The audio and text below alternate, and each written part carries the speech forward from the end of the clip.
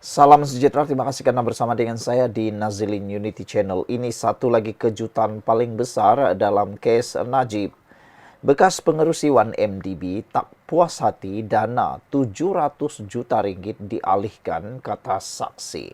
Wah, ini satu pendedahan luar biasa yang berkait dengan Najib dan 1MDB.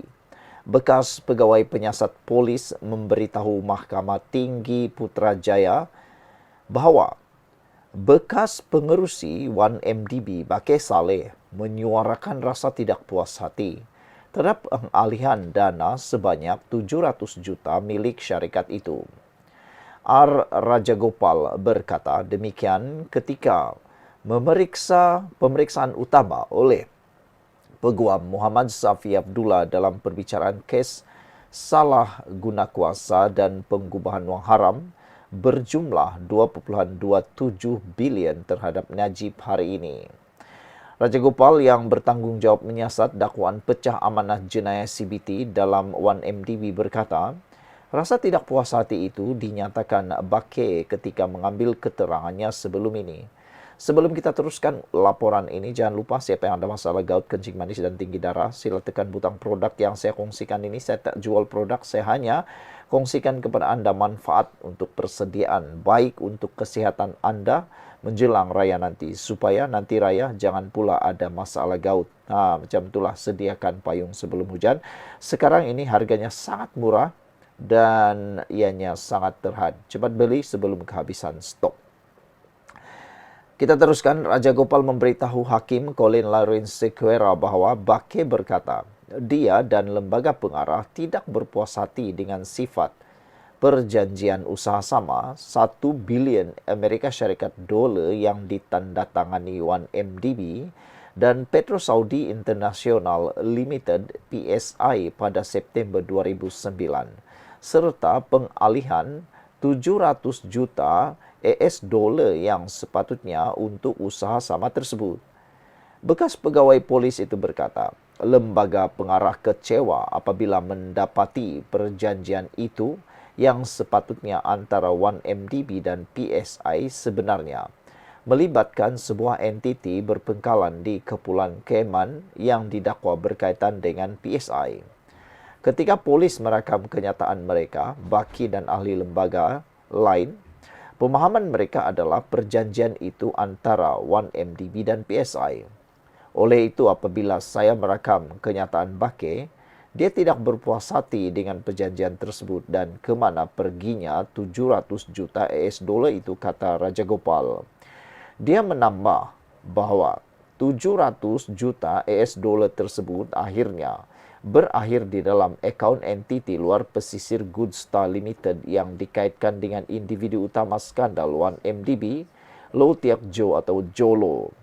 Sepanjang perbicaraan 1MDB, Bakir dan bekas CEO 1MDB, Sahrul Azral Ibrahim Helmi, yang menjadi saksi pendakwaan, memberi keterangan bahawa lembaga pengarah tidak berpuas hati dengan pengalihan dana tersebut.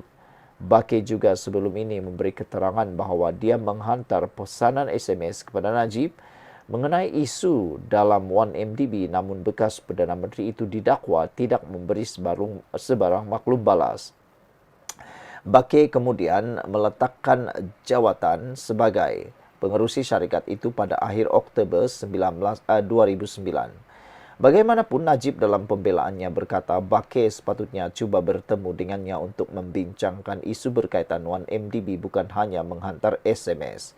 Sejak perbicaraan bermula pada 2019, bukti lisan dan dokumen telah dikemukakan di mahkamah untuk menunjukkan Goodstar pada satu ketika pernah digambarkan secara salah sebagai anak syarikat PSI.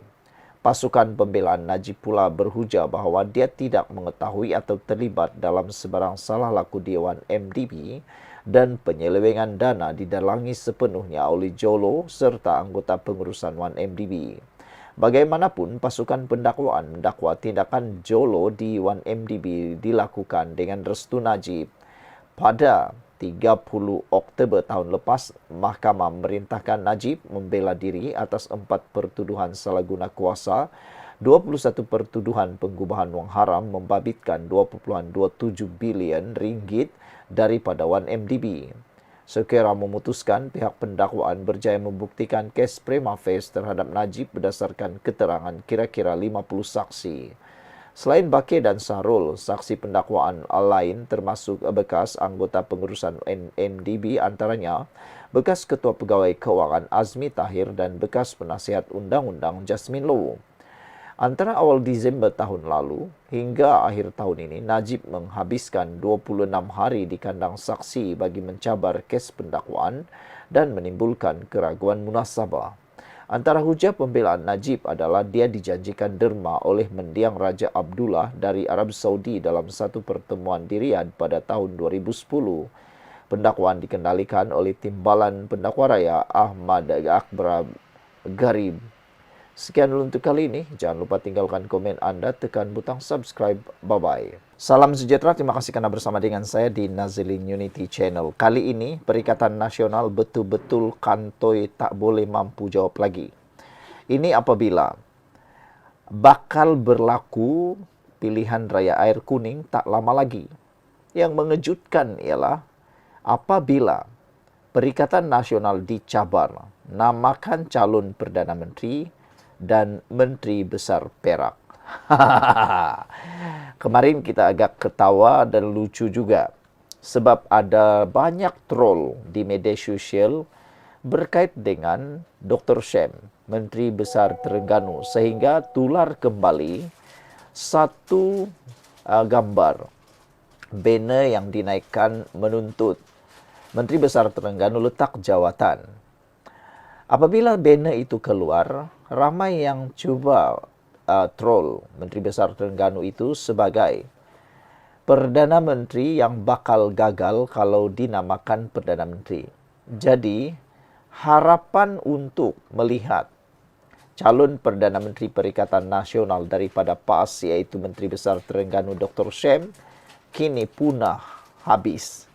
Apabila Terengganu dapat bantuan duit raya daripada Perdana Menteri Anwar Ibrahim dan bukan daripada kerajaan negeri. Yang ramai kata, kenapa pula Terengganu saja yang dapat bantuan daripada kerajaan persekutuan? Ramailah yang menuntut, kami negeri pun mau juga, kata mereka. Negeri-negeri yang lain pun mau juga, bukan Terengganu saja, kata mereka. Jadi, siapakah calon Perikatan Nasional untuk Perdana Menteri?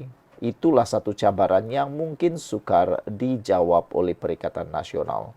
Banyaklah calon-calon yang boleh mereka sebut. Contohnya, Hamzah Zainuddin, Hadi Awang, Muhyiddin Yassin, Tuan Ibrahim Tuan Man. Dan yang paling ditunggu-tunggu sebagai calon Perdana Menteri Perikatan Nasional masa depan ialah siapa lagi kalau bukan Wan Faisal. Wan Faisal. Ada yang menamakan Wan Faisal sebagai Perdana Menteri masa depan untuk Perikatan Nasional. Tapi lebih ramai orang yang tak setuju.